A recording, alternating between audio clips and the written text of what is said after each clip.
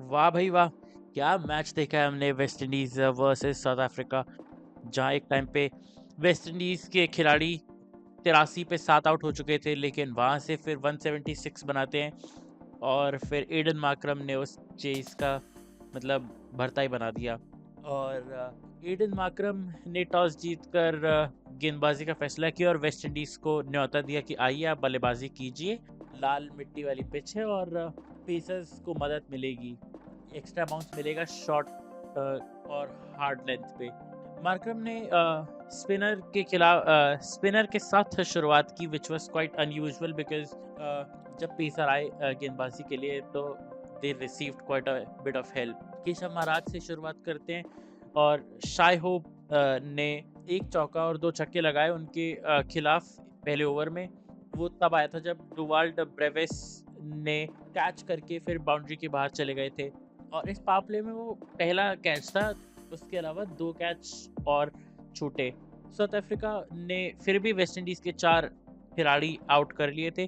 Kagiso Rabada जो इससे पहले 3 जो मैच खेले थे उन सब में विकेटलेस गए थे, उन्होंने शाय होप को आउट किया। सिमरन हेटमायर पहली गेंद पे ड्रॉप हुए थे, लेकिन उसी ओवर में फिर आउट हो जाते हैं। लोगी एनगीडी फिर अपना हाथ धोते आते हैं बहती गंगा में और ब्रेंडन किंग को आउट करते हैं। फिर रॉसन चेस को भी आउट कर देते हैं। वो अपने स्टंप्स पे गेंद मार देते हैं, एज लग जाती है। शफिन रदरफोर्ड एक पुल मारने जाते हैं, लेकिन कॉर्बिन बॉश पे आउट हो जाते हैं। रोमिन पावेल भी सस्ते में निपट जाते हैं। मैथ्यू फॉर्ड जो रोमारियो शेपर्ड से ऊपर बल्लेबाजी करने के लिए भेजे गए थे, वो भी अपने बल्ले से कुछ खास कर नहीं पाते हैं।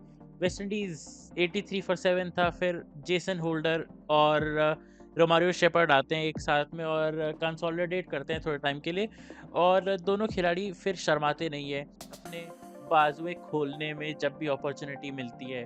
14वें ओवर के आखिरी गेंद पे होल्डर को ड्रॉप किया जाता है, लेकिन उसके बाद वो साउथ अफ्रीका को उसका पूरा पूरा भरताना पे करने के लिए मजबूर कर देते हैं। और उसके बाद ये दोनों खिलाड़ी बहुत ही कम समय में अर्धशतक पार्टनरशिप लगा लेते हैं।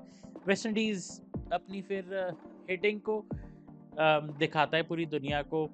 मार्को यानसन 19वें ओवर में 18वें ओवर में शायद 23 रन के लिए गए थे और एनगीडी स्लोअर बॉल्स का अच्छा यूज़ करते हैं 19वें ओवर में। और उसके बाद आखिरी ओवर में कॉर्बिन बॉश अपनी यॉर्कर्स का अच्छा इस्तेमाल करते हैं और वेस्ट इंडीज़ 176 बनाता है। जेसन होल्डर 49 पे आउट हो जाते हैं, लेकिन रोमारियो शेपर्ड अपना पहला अर्धशतक लगाते हैं T20 इंटरनेशनल्स में। आखिरी बॉल पे चौका लगाते हैं। साउथ अफ्रीका की चेज शुरू होती है।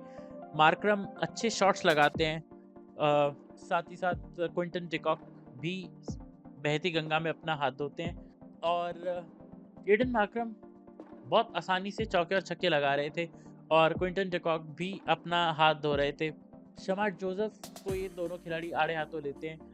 आखिरी ओवर था पावर प्ले का और साउथ अफ्रीका 69 रन्स बटोरता है पावर प्ले में और उसके बाद इन दोनों को रोकना बहुत मुश्किल था। और गुरकेश मोती की बैक ऑफ द हैंड जो बॉल आती है वो बहुत अच्छी डालते हैं, लेकिन इन दोनों खिलाड़ियों ने उनको बिल्कुल भी नहीं छोड़ा। रॉस्टन चेज जिनको टैक्टिकली इस मुकाबले में शामिल किया गया था, वो 8वें ओवर तक गेंदबाजी करने नहीं आते हैं। वो बहुत सरप्राइजिंग चीज़ थी मेरे लिए। डिकॉक ने मिड विकेट पे छक्का लगाया, उसके बाद एक चौका भी लगाया। उसके बाद जेसन होल्डर पे आउट हो जाते हैं। रैन रिकल्टन आते हैं और मोमेंटम जारी रखते हैं। वो भी मार्करम अर्धशतक लगाते हैं। वेस्ट इंडीज को कुछ चांसेस ज़रूर मिलते हैं, लेकिन वो बहुत मुश्किल चांसेस थे और वो हेल्ड भी नहीं कर पाए उनके खिलाड़ी। 109 पे 1 था 10 ओवर के बाद स्कोर और वहाँ पे कुछ था नहीं, लेकिन chase was done and dusted. उस मोमेंट पे क्वेश्चन ये था कि कितनी देर में चेज खत्म होगा, क्योंकि मार्करम और रिकल्टन गेंदबाजों को फेंटी लगा रहे थे। रोमारियो शेपर्ड और जेसन होल्डर ने अपने यॉर्कर्स का अच्छा इस्तेमाल ज़रूर किया,